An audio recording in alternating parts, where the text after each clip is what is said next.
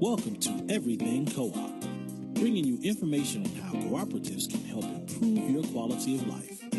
This show is being sponsored by the National Co-op Bank, NCB. The NCB is dedicated to strengthening communities nationwide for the delivery of banking and financial services for the nation's cooperatives, their members, and other socially responsible organizations. For more information on the power of community ownership, visit ncb.coop. That's ncb.coop. Now stay tuned for your host, Vernon Oakes. Good morning, everybody. This is Vernon Oakes. On this great Thursday morning, we're going to have some rain here in the District of Columbia and around. So we're going to have rain that will nourish the soil so we can grow things. And today we have Brian Albert as our guest, who's with Equal Exchange, and they buy from farmers who grow things all over the world, and they give them a fair price for their products. Good morning, Brian. Good morning, Vernon. Thank you for having me today. Oh, thank you so much for taking out your time to be with us on the program this morning. You have a degree in accounting and food industry and used to work with Merrill Lynch. How does that apply to Equal Exchange co-ops? I think on one level there's a lot that does apply, but I think what really attracted me to Equal Exchange were some of the things that did not apply. And what I mean by that is, accounting numbers is numbers. Any business needs to have good, accurate systems to track their business, their revenues, their expenses. But most of the other businesses I had worked in along the way were more of the mainstream business model where, the profits went to the few and the work was done by the many. Okay. All right. So I think that was what attracted me to Equal Exchange was a completely different model. I had been around the block a little bit. I had done a few different things. I had even done a brief stint trying self-employment and realized there was some benefit to having a full-time, steady job with benefits. And coming back into the workforce, I saw an advertisement in print media, and I might be one of the last people on the planet to have found a job that way. Equal Exchange was looking for what they were calling a controller at that point, and I figured my skill set was there. But as one does when you're looking for a new job, you start to do a little bit of the due diligence yourself and learn a little bit about the company. And I was just fascinated by the co-op model and the mission of Equal Exchange. I wanted to do something that was going to be a little bigger than just counting the numbers. Work a day, and grind away. It's something that, it's a little bigger than me and bigger than just a typical day job. Brian, I want to go all the way back to the something you said first off, and that is you used to work for businesses where the profit went to the few people and the work was at the many. And that's what most capitalistic model businesses are. There's a hierarchy, and the people that have capital put money into the business, and then they get a return off of it. And I got an MBA, and most of the decisions were made with return on investment. What gives you the best return on investment for the investors? Not necessarily what's best for the employees or not necessarily what's best for your clients or your vendors, but what's best for the investors. And that drove the decision model. So that is what most businesses in the world, particularly in the U.S., that's what they're designed for. And Equal Exchange has a total different mission. And what's that? What attracted you to Equal Exchange? Well, when I looked in and I started to learn a little bit about fair trade and paying farmers a living wage rather than just trying to squeeze them for every nickel that you could. Actually paying the people who do the hard work on the beginning of the supply chain a fair and living wage, and it just seemed like something completely different. And the financials for Equal Exchange were such that I looked at profitability was fairly low. So I soon came to the realization that, while Equal Exchange is a for-profit company, it's certainly not one that is profit motivated. Right. So you get lower profits, but you want to make sure that your vendor, the farmer, gets paid a fair wage for their product. Now, I've had 3 other people from Equal Exchange on the show last December, and I got a lot of information about this fair trade, and it's sort of what I got was there are commodity indexes, and you pay based on those indexes, not on how you can negotiate somebody down and keep negotiating them down. So you end up paying a fair price for the products, and that starts it. And then you get into this co-op model. Did you know about co-ops before you heard about EcoExchange?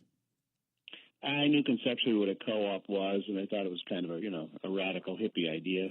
Okay. Well, Brian, you knew more about it than I did.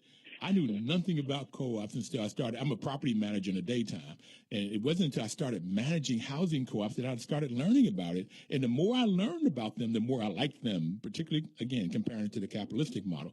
I liked it for a whole lot of reasons. Okay, so we got a hippie radical model here. Okay. So what made it a hippie radical model? Well, it's just the whole concept of having spent all of my adult working life in that mainstream workaday model. It was just a completely different idea that people could actually have a voice in the operation of the company, and that the founder and the newest worker owner here each have the opportunity to buy one share in a company, a voting share, and then they exercise that one vote, one worker, one vote. It was just like, wow, this is really different. It's so unlike anything I had done. One of my few questions when I interviewed for the position was, why do we even have to advertise to hire folks? Why aren't people just lined up at the door to be part of this? Well, I think the more people understand it, and this is why the National Co-op Bank is sponsoring this radio program, the more people understand this model, the more people would want to have it, because you have a say in how things are done in the business. But now I'm changing my property management business into a worker cooperative. We're going through that. We've been 8 months into it. And it is difficult to get people to change the attitude from employee to owner. There is a major shift. And everybody does not want to make that shift. Some people just want to come to work, do their 40 hours, get their paycheck, go home, and sit up in front of the TV or whatever they do. They don't want to think about it or work it, because there is work. So some people don't want it. I get that. But I would believe that most people, once they understand this model, would go for it. And like you said, why isn't there a line around the block for this to be involved in it? Exactly. And I think in the last 10 years, I've been here it'll be 10 years Sunday that I will have been at Equal Exchange. And in that time, there are more and more people. But, I grew up in a suburb of Boston. I live in a suburb of Boston. I grew up in Boston proper. But living in a suburb of Boston, when I first started working here, and I would tell people about where I was working and the business model and the whole co-op concept, they would just be slack-jawed and wide-eyed looking at me and saying, like, does that really work? And so, yeah, it works. It works quite well. Well, as I've told people about changing this to where the workers have a say in as a group, people think it's crazy and it won't work. I've had people have that view, is that you can't get a group of people to get in and make group decisions, for example. But I said, yeah, it can work, particularly once that the group of people decide on the process of how decisions were made and put in place policies and procedures of how things are made. It can work extremely well. Matter of fact, I had believed this because I'd heard of ESOPs, employee stock option plans, and I thought that they would work very well because it takes longer to get a decision when you have a group. It takes longer because you have to get people all up aboard and get them knowledge so they can make an informed decision. But once people make the decision, then the implementation is much faster. That's and better. Have you found that to happen in your 10 years? Yes. So direct to the question, yes, that absolutely does work. And I think just by human nature being what it is, if you're part of the decision making, then you don't have to have that, where in the typical model where the top-down decision making is more prevalent. The higher ups, so to speak, make the decision, and then they have to try to force it on the people who actually do the work. In this model, people who do the work are part of the decision-making process, so you have that instant buy-in. Yeah. So you get the instant buy-in, and because they've helped make the decision, and they are doing the work, they'll know how to implement. Okay. Exactly. Okay. That's why you get a better implementation, because they're doing the work. They made a decision. They know how to do it, and they're right doing it. So it happens much quicker. And let's go back to counting the numbers. Accounting. I have a master's in math, and I thought I wanted to be an accountant because of that skill set. So we have something in common here in the numbers. So every business, whether it's a co-op or for-profit or non-profit or capitalistic model or not, they have to have somebody to do the accounting, just to how much you pay for things and how much you sell things for. How has that been for you at Equal Exchange? There are debits and credits and debits and credits, and those things happen all day long. There are a few unique things about Equal Exchange and pre-harvest finance, and again going back to the fair trade model. So there are some things to learn about that. So that to me was really interesting. I am the type of person that I don't want to just sit in there and be part of a machine and put the green lampshade on and wear my visor and just do accounting work. Mm-hmm. So learning new things about it was really great. And then the whole finance capital model. Before you go to the financial capital model, what is it about the fair trade model? What is it about those numbers you had to learn? What? Well, one of the tenets of fair trade is that the farmers will have access to pre-harvest finance, right? So, like any farmer, he or she only makes money basically once a year when they're selling their crop, but they have expenses year round. So, how do they live in the time in between harvests, and how do they have access to money? In the traditional model, they had essentially loan sharking arrangements, not to be too dramatic about it, but there were a limited number of points of access where a small farmer could access and get a loan.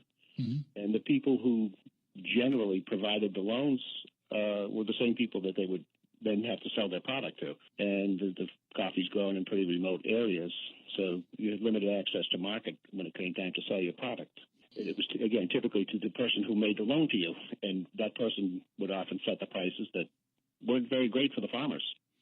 We have to take a break, but what that reminds me of, and I think people can identify to this, at least I grew up in West Virginia, and my grandfather worked in the mines, and my father worked on a railroad, and we would buy our goods from the company store, and there was a owe my soul to the company store kind of model, where you go there and you buy your food or your clothes, and you buy you pay more for them, and then they would take it out of your paycheck. And more often than not, you may not even get a paycheck because you owe them everything.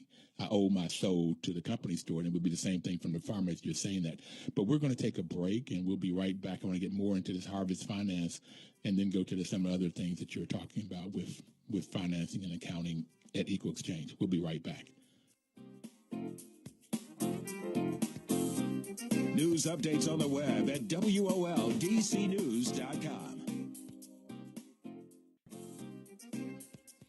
Information is power. That's WOL's motto, and that's NCB is sponsoring this program. So give you the information where you'd have the power to start a worker cooperative.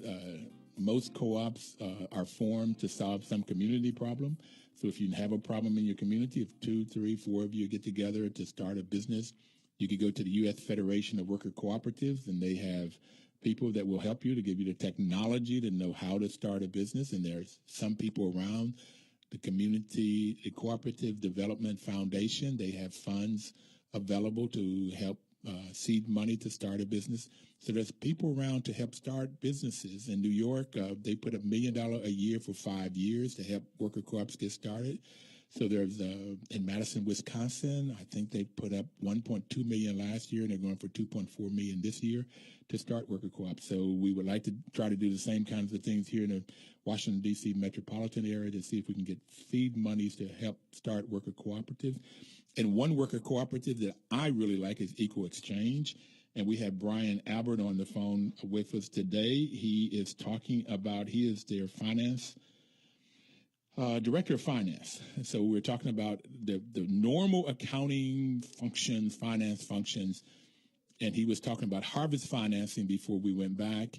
And I was relating that to owing my soul to the company store, which was what would happen in the mines of West Virginia on the railroad where my father worked. And so these same farmers would owe their souls to the people that loaned them the money and bought their products. And normally it was at prices or interest rates that were beneficial to the person that was loaning the money, detrimental to the farmer. Have I got it right, Brian? Yeah, just one nuance is it's pre-harvest finance that is part of the fair trade model. Okay. So how does that work to get them out of this loan sharks? There are a couple of entities that we work with. There's one here in the U.S., based in Cambridge, Massachusetts, and another in the UK that will advance money to the farmers just based on the fact that they have a contract with Equal Exchange. And that will allow them to access up to 60% of the value of the contract. So they'll have money in cash flow during the time of year before the harvest.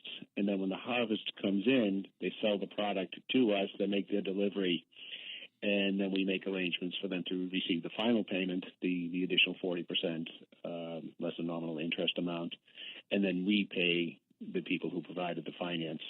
And in some cases, we actually do some pre-harvest financing ourselves directly to some of the farmer co-ops that we work with. Do you feel like you can talk about the differences in the interest rates when they were with the loan sharks versus the pre-harvest financing that you all helped them get? I know that they are significant. I think, quite frankly, on the director of purchasing and the purchasing people that we have probably could speak better to it. But okay. I know that we're talking, you go from 4 or 5, maybe 6%, depending on the entity, relative to a double-digit interest rate, and in high teens, I think, was not unusual. But I can't, nothing I could be swear to in court, but outrageous amount of interest. So even if it were 16% before, it could be 6% now, which is a 10% spread, which is more than significant. Okay. Absolutely. Okay.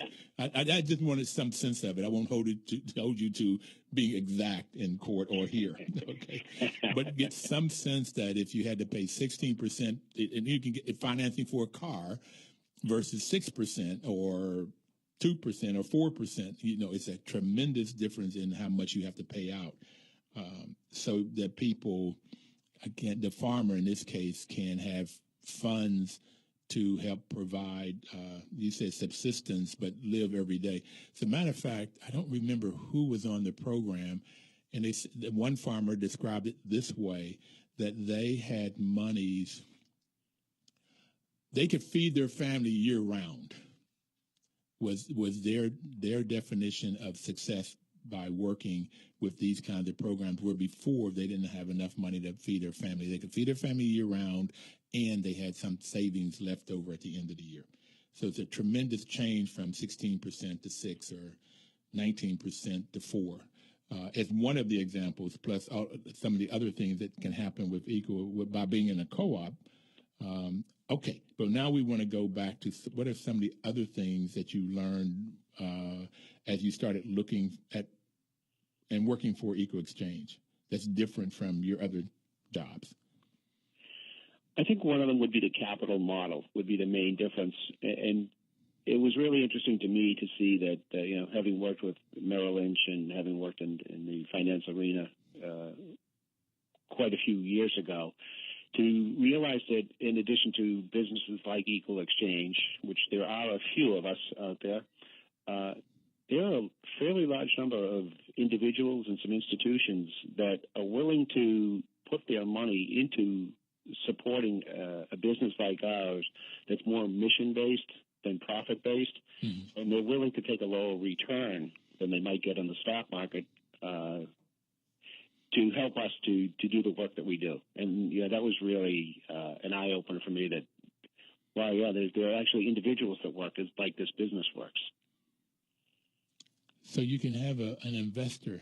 Is there a name for those investors that will invest because of mission as opposed to profit? Yeah, well, there's SRI is the term that's used in the industry. It's socially responsible investing. So there are quite a few people, and there are some organizations and entities that actually gather like-minded individuals in these types of arenas.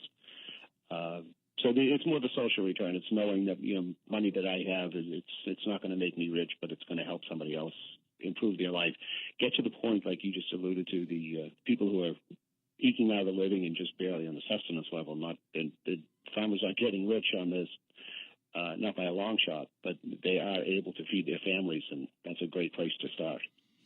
SRI, social responsible investing. And I noticed you said it may not get rich.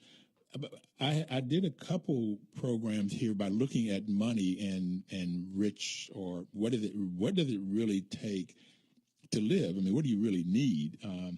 And more often, if a person has what they already need and they're looking for a return off of their investment, but they don't really need a whole lot, or they're looking for enough return off of their investment to meet their needs, so that they can say, okay, I can invest in something that's social responsible investment like Equal Exchange, and I might get a 3-4% return, where in the market I might get 5-6-7% return. And that 2-3-4% return more than meets my needs, or it meets my needs, and so that's fine. So you get people with a different attitude. I'm not trying to just gather more toys so that when I die I can say I had more toys. But I'm really just trying to get enough so I can meet my needs and do something that benefits somebody else, social, responsible investment. So I'm seeing more and more of that as people. What always surprises me is when people that have more than they need, they have $1 billion. If they invested at 4%, they have $400 million coming in without hitting a lick. And then they still want more and more and more and more. And I'm going, why? Why?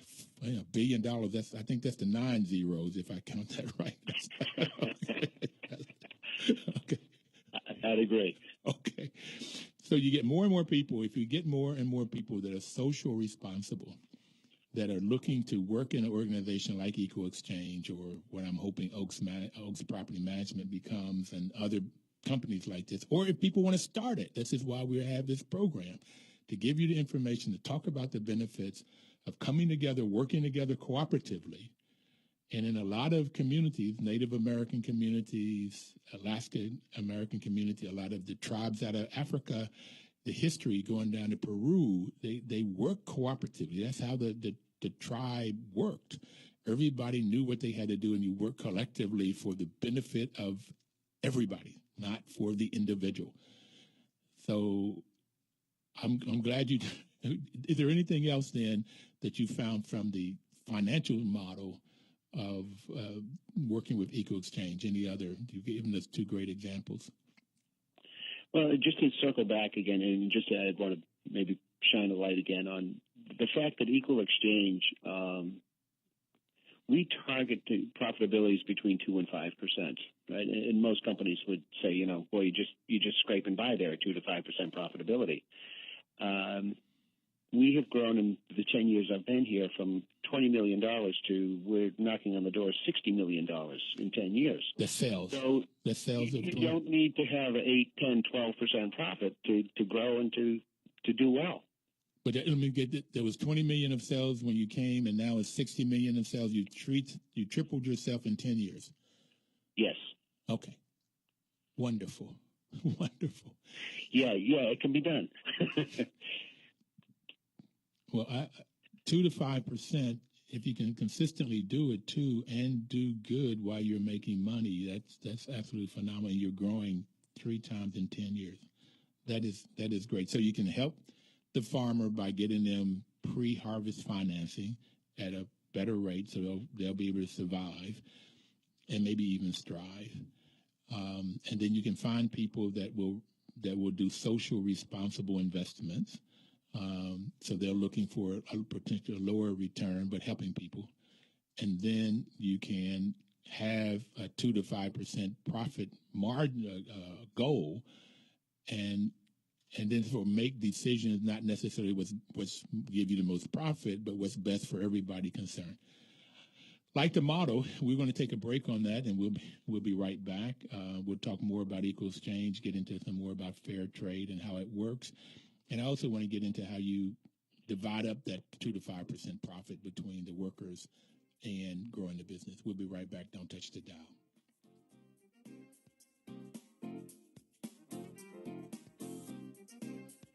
News updates on the web at WOLDCnews.com.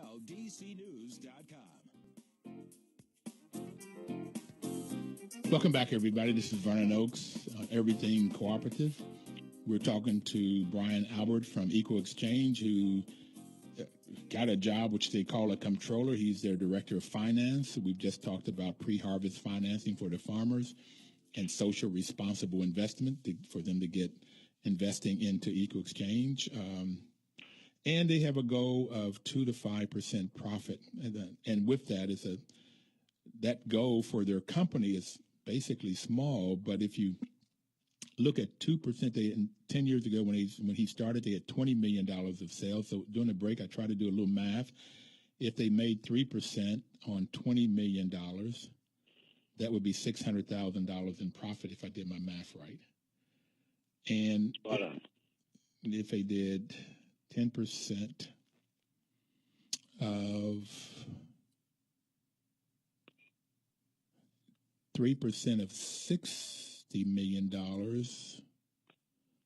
is $1.8 million.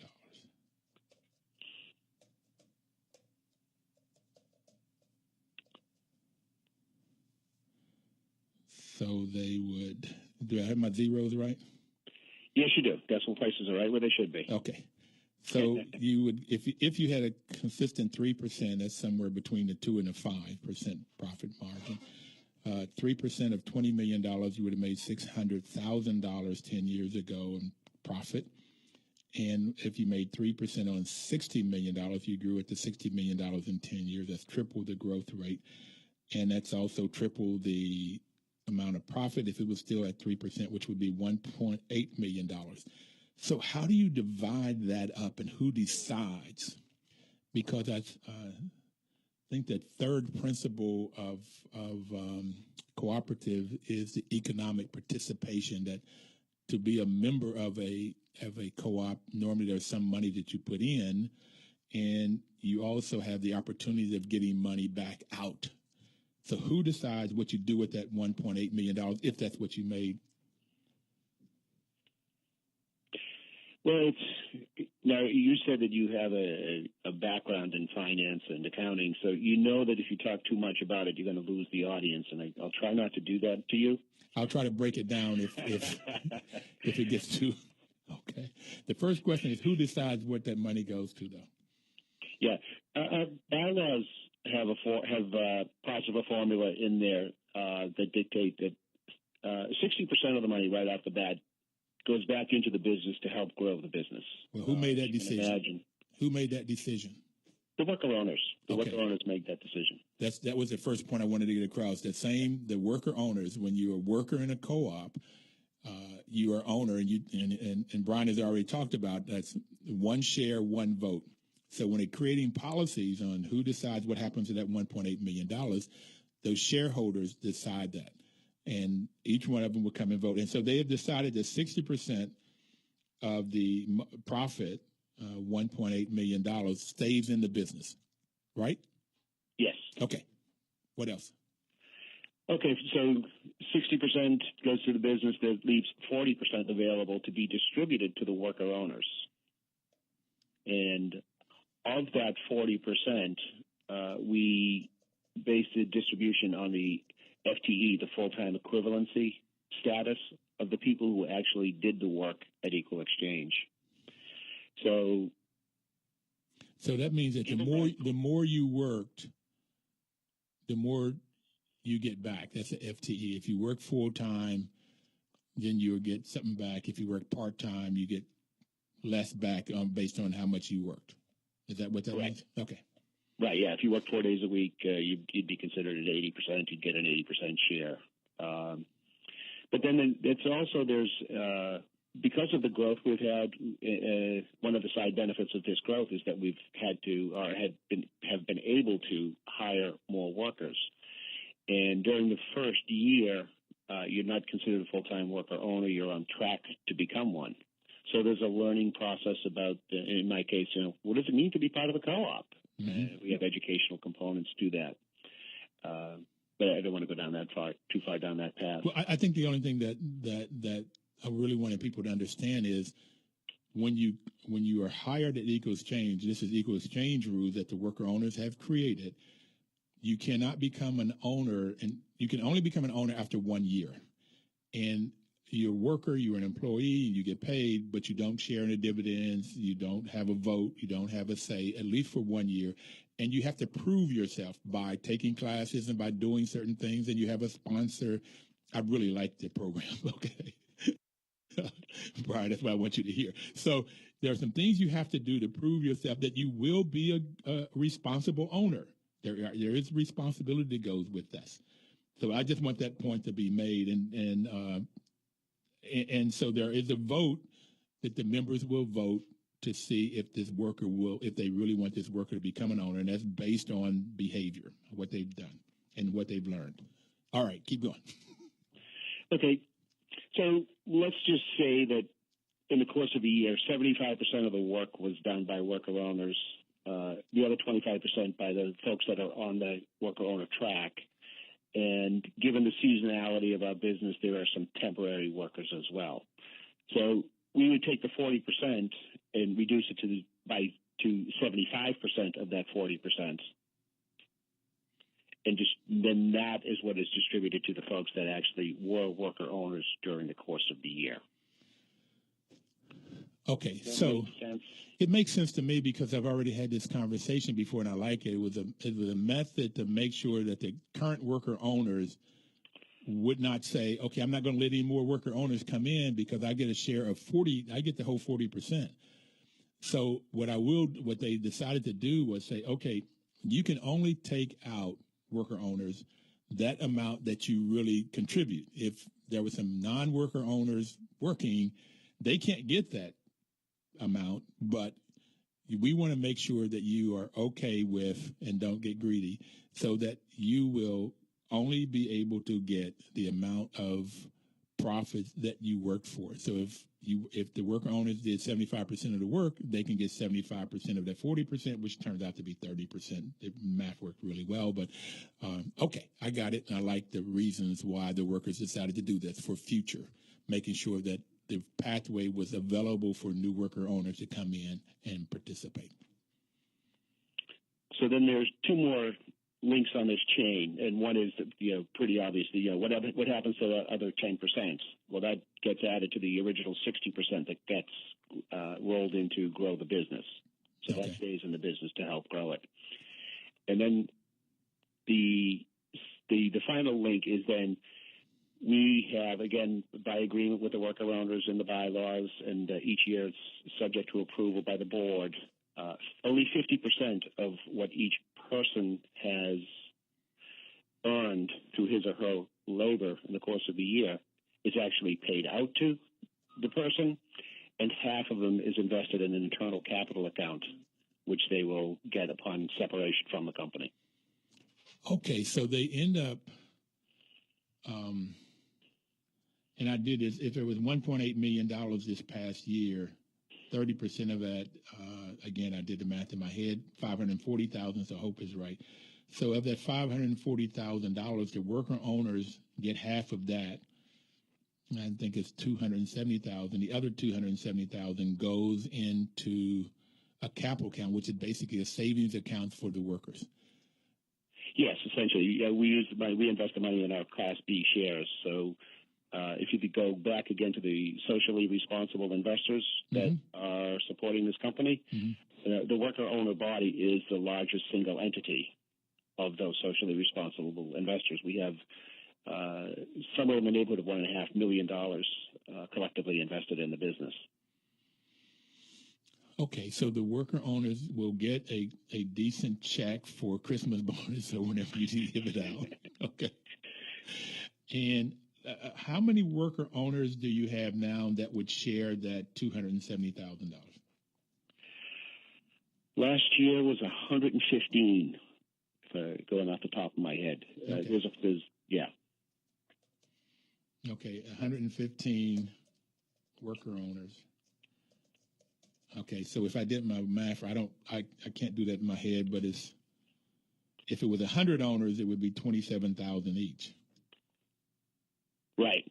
Yeah, it was about $2,350 actually paid out, and then another $2,350. $23,500 paid out. I'm sorry, $235,000. I'm sorry. Okay. Somewhere in that general neighborhood, and then the other half of that is invested in the employee's name in our Class B shares. But if it was $235,000, that's almost like $20,000 of employee. That's a decent Christmas bonus. That's a very decent. It comes out to, let me do the math here, $540,000 divided by 115. Yeah, it's a little over $4,500 each. A little over. Half of which gets paid out to you, and half is invested. $40,000 each. 4,000. Oh, I did my math wrong. 4,000 each. Okay, I got my decimal in the wrong place then. So if it's 4,000 each, then 2,000 to get for Christmas bonus or whenever you pass. When do you give this out? We try to do it soon after the year end. Our fiscal year is the calendar year. Okay. Then by the time we get all the work done to do a year end close, it's usually we make an estimate and pay out a significant amount of that sometime in February, usually at the February worker owner meeting. Okay, so good way to start a new year. All right. Yeah. Well, to catch you up from Christmas, to go back to that connection you were making. Okay. All right, so we just worked out that you got a lot of things here working financially. The worker owner is the one that creates this process that we just went through. They made the decision. There was nobody else in a different city or different town or different country, like a shareholders in the capitalistic model, that makes the decisions. The shareholders in a normal capitalistic model will be the ones that vote on who are the directors, and those directors make the policies of the board of directors. Normally, the workers have no say on who's on the board of directors. But in this worker owner model, the owners are the shareholders, and each shareholder, no matter how long they've been in the business, once you become a shareholder, you have one share and one vote. And then in these policy decisions, like what do you do with the money that is the profit, and what's the profit motive, and then what do you do with the money that's the profit, then those worker owners make those decisions. But it also means that you have to be educated, and that's the fifth principle of the cooperative model is education, training, and information. And that's the first principle, Brian, that I really drew me to this co-op, because I've taught 12 years in my career. In education, my grandfather used to say, sober or drunk now, he used to say, get an education, boy, nobody can take it from you. Matter of fact, Brian, I'm going to put this on air. I've never said it before, but he really said the white man cannot take that education from you. So growing up black in America in West Virginia, it's just like, what can you do with your world and your life? And it was get an education. Nobody can take that from you. So, and I've heard when I've had people from around the world on the program, different people have said the same thing. No matter where the farmer is, no matter where the worker is, they get educated by being in the co-op. And that's what you said. Whenever you come on, when you came on, no matter how much education you had before you came on, you've got to get educated in the cooperative model, and you have to get educated about the policies and procedures of equal exchange. So I like this education. Do you have anything else to say about education? What you got, or what you see other people when they get this education, how they change, or what do you see about that? Well, before I even go into that and answer that question, I want to point out something that resonated with me, what you just said about was your father or your grandfather. Grandfather, yeah. Yeah, he exemplifies the difference between being educated and being smart. He sounds like a pretty smart guy. Yeah, you can't get an education taken away from you. As far as how that connects to the co-op world. Can I ask you to just hold that thought? We'll come right back to it because we have to take our next break. And Brian, we're already, I think this is our last break. The hour goes by very quickly, but we'll be right back. We'll get the weather and the traffic, and we'll be right back. Thanks. Okay.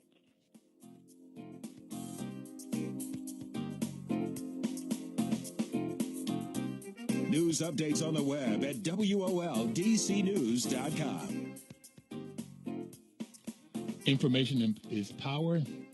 NCB's mission, National Cooperative Bank's mission, is to help cooperatives grow by supporting and being an advocate for America's cooperatives and their members, placing special emphasis on serving the needs of communities that are economically challenged. And most of the communities I know where people of color live are economically challenged, and that causes a challenge for a bank. And Brian, Albert, and I are both in the finance world, and knowing that most bankers don't go in communities that are economically challenged because they normally look for people that have collateral. They have a business already started that's successful, or they have land before they'll loan money because they have to make sure they get their money back. So NCB has a challenge, and even in their mission, but they've done it extremely well. I'm quite proud of them and glad that they're sponsoring this program because I can shout out with pride about what they do and how they do it. The same pride I have for Equal Exchange, Brian, and so you were getting ready to talk about education when we took the break. Right. So one of the principles of the cooperative world is that education for its members. And when I started here 10 years ago, I had been in the business world. I had been in the workforce for 30 years at that point. And still, when I was assigned here, I was handed a binder. We've updated that. It's electronic now. But it's a worker-owner handbook, and it includes the bylaws of the organization, a little bit about the history of the company. And in addition to having been given that handbook, a mentor was assigned to me to help me assimilate into this co-op world. And one of the things we do is we are required to attend a certain number of educational classes within Equal Exchange. We have what we call exchange time. And there are some that are core requirements if you think of your college education, the core curriculum that you had to check off having attended that particular exchange time as part of the requirement before you could be voted in to become a full-fledged worker owner. What were some of, you said assimilate. What do you mean by assimilate into the business? Well, again, co-op world was completely different to me. I'm used to going in there, not quite literally, but, you punch the time clock, you do your job, you have your responsibilities, and you take care of that, and then you go home. When you're working in a co-op world, you are not just an employee, you are actually a co-owner of the business, and will make some of the decisions that affect the future of the business. So, just right from the very basic, what's a co-op? What is the history of the business? Let's learn a little bit about coffee, which is it's decreased from over 80% of our revenues when I started here. It's still in the 70s. But let's learn a lot about coffee so we know what the coffee industry is about. This is the industry we're in, so we should know as owners a little bit more about it than the typical workaday worker who comes in here and just punches the clock and goes home. Did you have to take a test or anything to show that you learned something?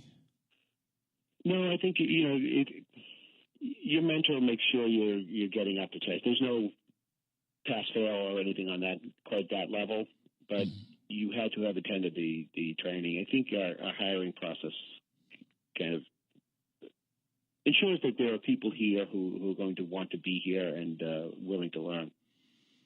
I think the food co-ops, at least they have a test for the financial part. They want to make sure that people, maybe it's just the board members, but I don't know if it's the board members or all members, they must be able to understand the profit sheet and the balance sheet so that they'll know how to make informed financial decisions.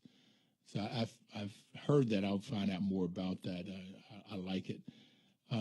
So as you've learned, as you have learned about this co-op and the knowledge, has that helped to change you at all? Here's what I'm getting to. So let me try to phrase this question. One of the other Eco Exchange members that was on last year said that he was in a meeting with his boss, and the boss was in charge, but he was also the chairman of the board. So later that day, there may be a board meeting, and then he was in charge, and the boss would have to take direction from him. And so you always had to know who had what role of who was in charge.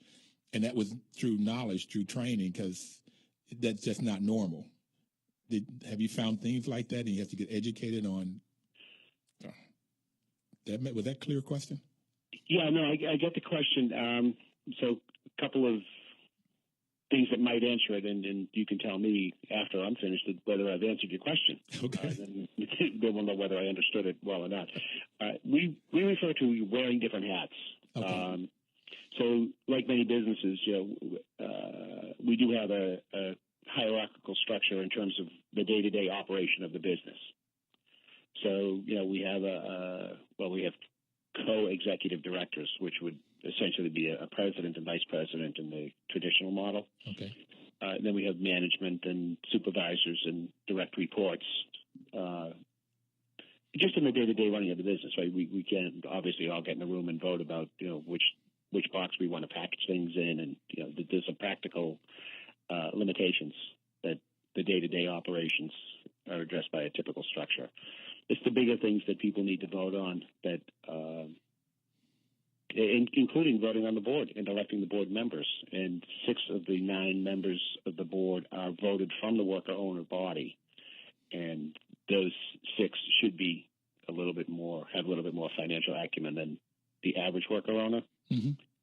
That said, we have had, and you've outed me here, by the way, I'm overdue for another presentation to especially the newer folks as to what is the difference between the income statement, balance sheet, where do the numbers come from for each of those. So I'll have to put that on the to-do list to review that.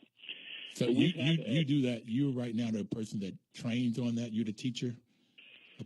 What we do is make it one of the exchange times, so that there is, just a high level, right? We're not going to go into every single nuance of, what's the cost of goods. We conceptually know what a cost of goods represents, not spend 3 days just going into costing. Okay. On the financial level. But on a high level, just so the folks, everybody here, again, being a business owner, you really should know a little bit about, if you're looking at the financial statement and you're looking at a balance sheet, you need to know that they do represent different things that together give you a better picture of the financial position of the organization. But we do a high level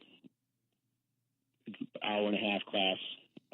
We have had more in depth in the past with financial training for all, so that everybody went a little bit deeper and spent a couple of days learning a little bit more about that. Mm-hmm.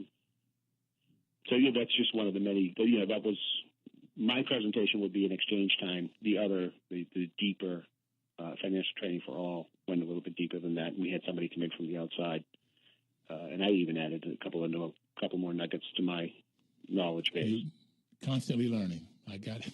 Constantly always improve. I didn't know you had 3 non-member board members, so I might want to. I don't know if I have time, but might one day want to decide to run for one of your board positions. Okay. I want to go now to the principles. We only have about 6 more minutes here. The cooperative principles. The first one is volunteer and open membership. Again, being African American, I like this a lot because to be in a co-op, if it's run with the normal, these cooperative principles, willing to accept, it's open to all people, regardless of gender, race, political or religious affiliation. When you all look for members, is it open to everybody and anybody? Absolutely.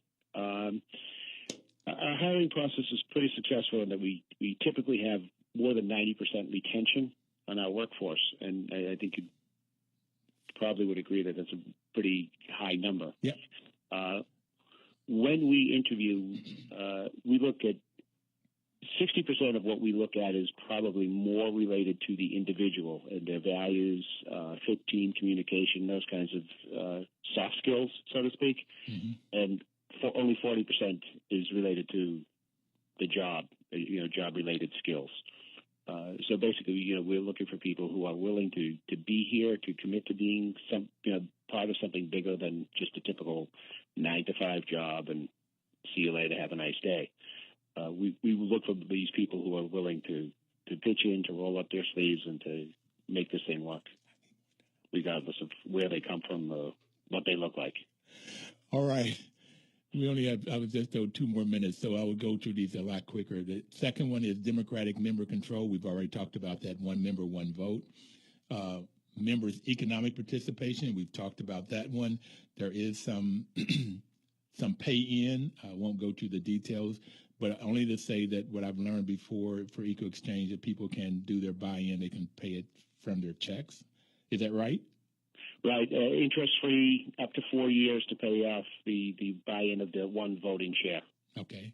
And then we've already talked about the other side of it is they get dividends back, a couple $1,000s that they can get in cash in February and maybe a couple $1,000 in savings, which goes into their shares to help the company grow. It works wonderfully well. Then you got autonomy and independence. You have to be able to control and own, not only own the business, but control the business. The 5th one we talked about, which is my favorite, education, training, and information. That's the 5th principle of cooperatives for the modern cooperative. And then the 6th one, I had wanted to spend more time on, but we don't have time. It's cooperation among cooperatives. What I get, Brian, is that you all buy from cooperatives. Those are your farm cooperatives, and then you end up selling to cooperatives, food co-ops and other co-ops. So the last one is concern for community, and you all are doing it with the fair trade, all communities. Brian, we got to go. Any other, just last comment, last sentence? No, I just want to, again, thank you for giving me this opportunity to speak on the co-ops. It's something that I came into so late in life. I wish, looking back, that I had learned more about it sooner. Me too. It really is great to be part of something that, I pay my bills with my paycheck, but more important, when I go home at night and I put my head on the pillow, it feels nice to be part of something that's bigger than yourself and not just, another cog in the wheel on a typical company. Thank you, buddy. Thanks a lot. See you, everybody, next Thursday. Have a great one. 1450 WOL.